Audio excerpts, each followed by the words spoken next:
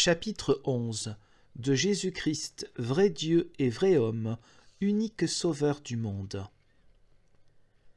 Nous croyons et nous enseignons que le Fils de Dieu, notre Seigneur Jésus-Christ, a été prédestiné et établi par le Père de toute éternité pour être le Sauveur du monde.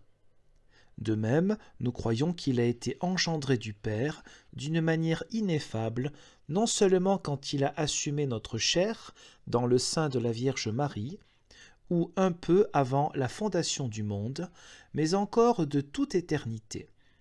Ésaïe dit « Qui racontera sa génération ?»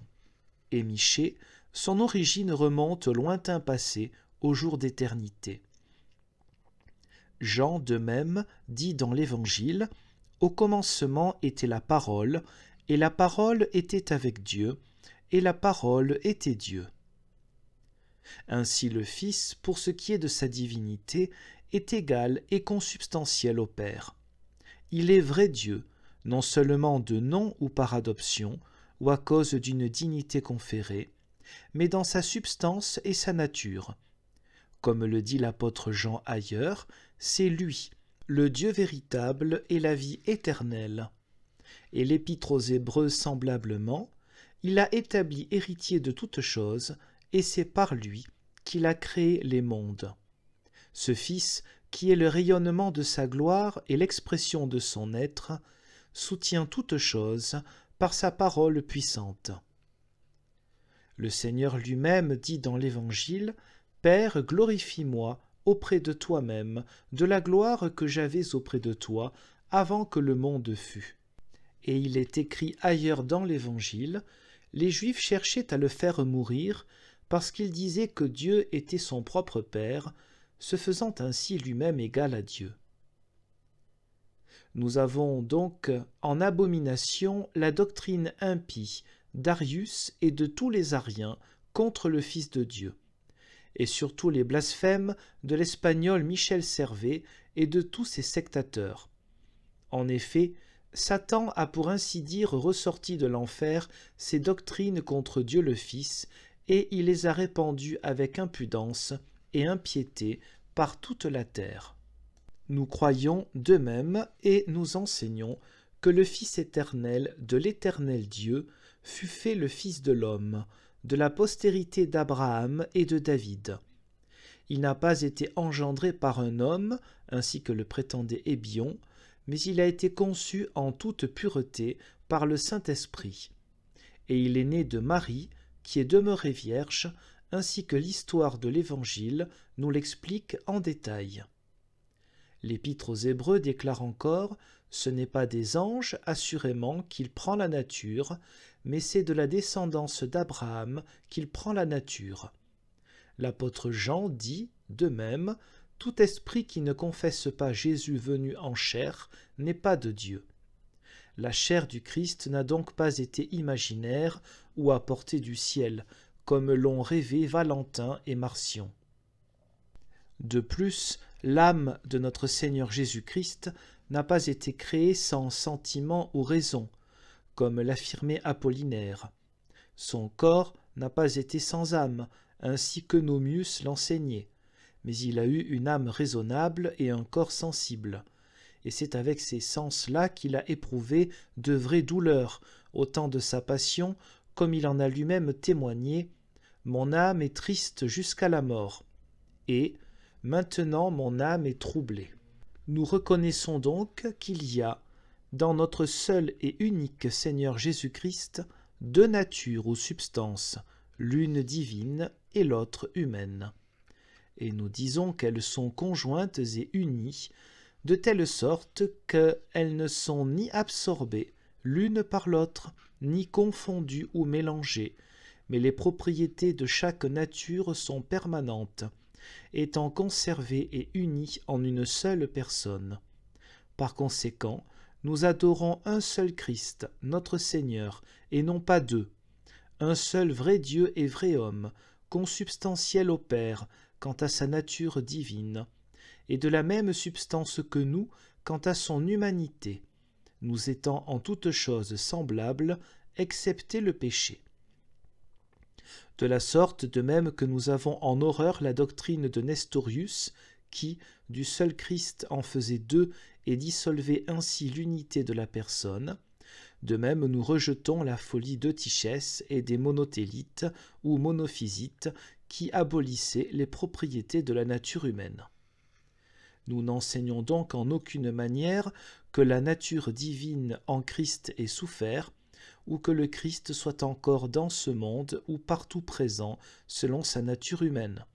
En effet, nous ne pensons ni ne croyons que le corps du Christ ait cessé d'être un véritable corps suite à sa glorification, ou qu'il ait été déifié ou même divinisé au point d'avoir été dépouillé de ses propriétés corporelles et psychiques, ou qu'il ait été transformé en la nature divine et soit devenu avec elle une seule substance.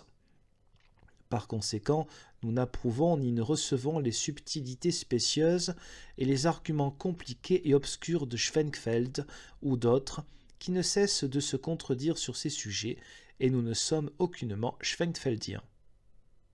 De plus, nous croyons que notre Seigneur Jésus-Christ a réellement souffert et qu'il est mort pour nous dans la chair, comme le dit Pierre.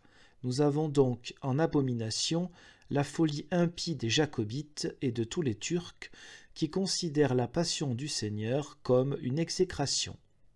Cependant, nous ne nions pas, suivant les paroles de Paul, que le Seigneur de gloire a été crucifié pour nous. En effet, nous recevons avec une attitude de piété et de révérence la communication des attributs et nous y faisons appel conformément à l'Écriture.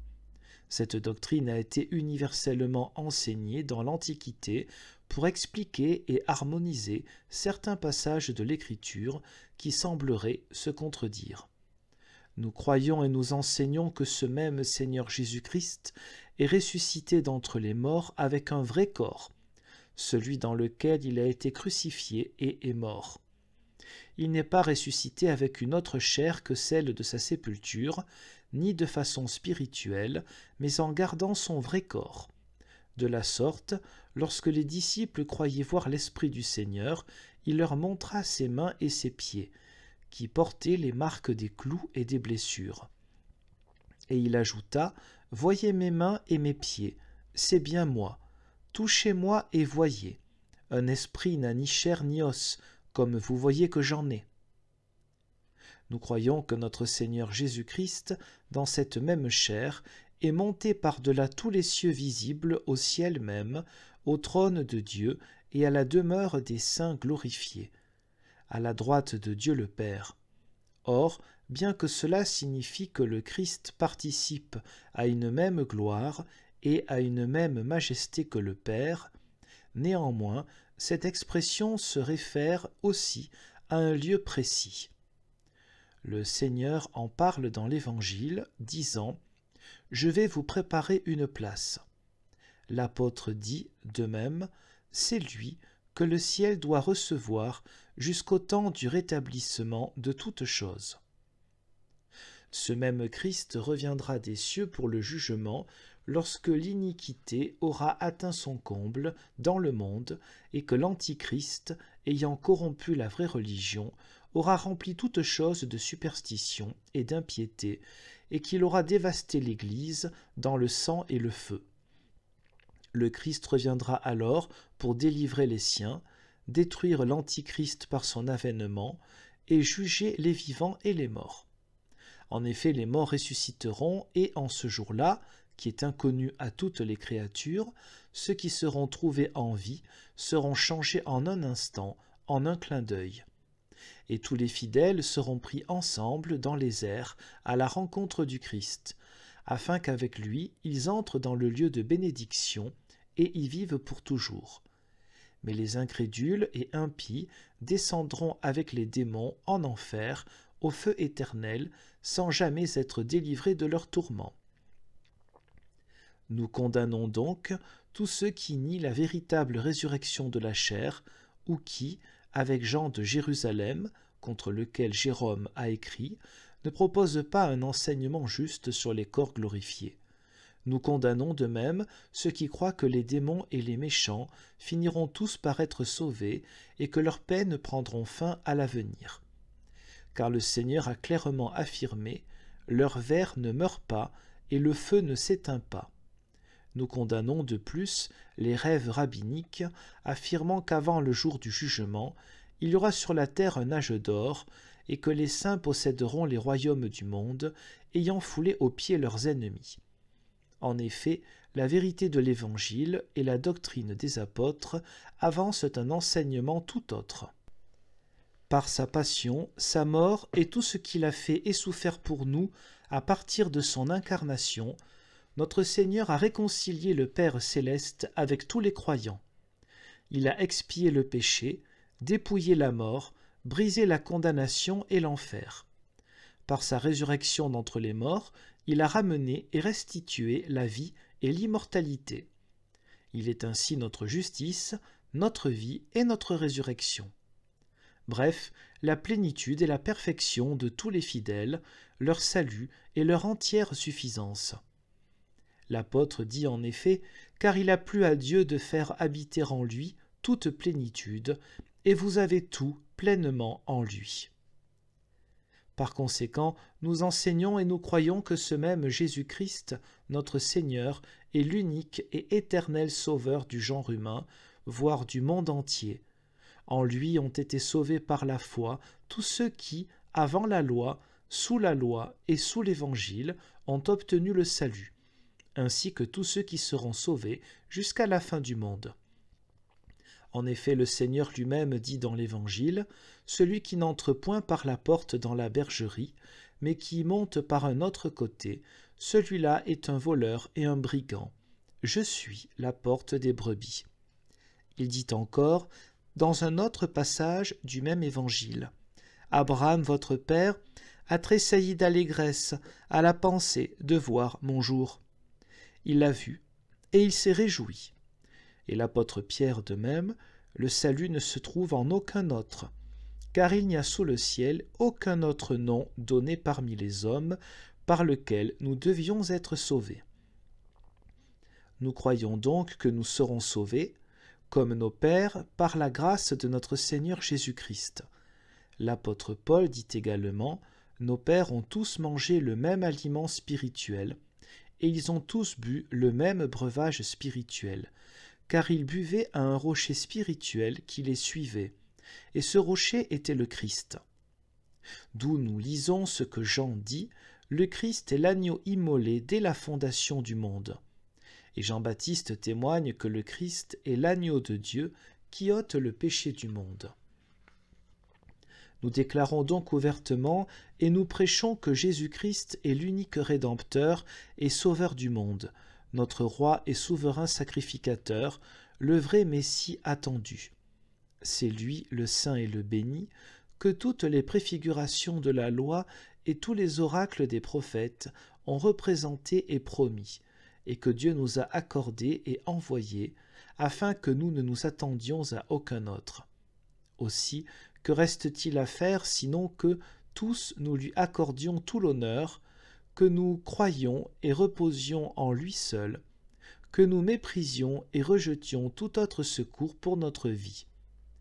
Car ils sont déchus de la grâce de Dieu et ne trouvent en Christ aucun profit, ceux qui cherchent leur salut ailleurs qu'en lui seul.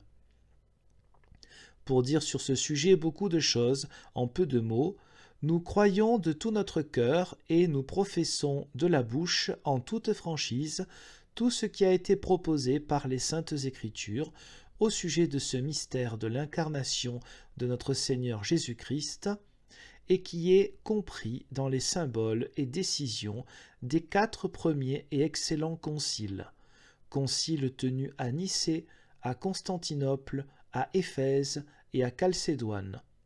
Nous retenons avec eux le symbole d'Athanase, ainsi que tout autre symbole semblable, et nous condamnons tout ce qui leur est opposé.